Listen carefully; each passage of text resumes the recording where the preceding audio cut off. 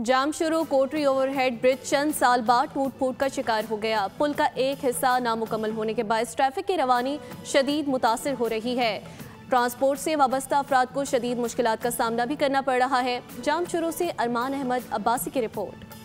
कोटरी को दीगर शहरों से मिलाने वाले कोटरी ओवरहेड ब्रिज की सड़क कई मकामात से उखड़ चुकी है। चंद साल कबल 1 अरब से जायद लागत से तामीर होने वाला ये पुल अब खस्ता हाली की तस्वीर बन चुका है। गड्ढे, टूटी सड़क और खराब सतह ने न सिर्फ ट्रैफिक जाम का सबब बन रही है बल्कि हादसात के खदशात में भी इजाफा हो गया है। बड़ी गाड़ियों के एक्सल वगैरह टूट जाते हैं, रोड ब्लॉक आते हैं 3-3, 4-4 घंटे।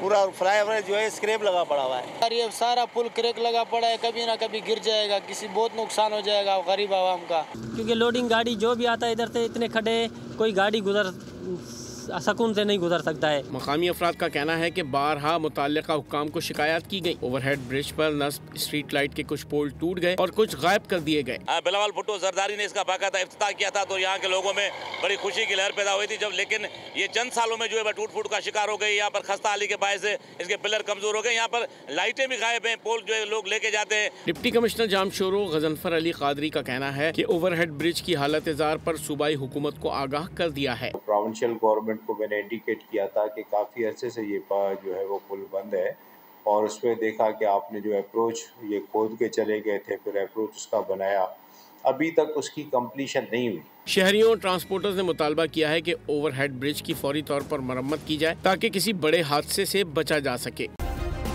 सब्सक्राइब करें और बेल दबाएं ताकि कोई खबर रह न जाए।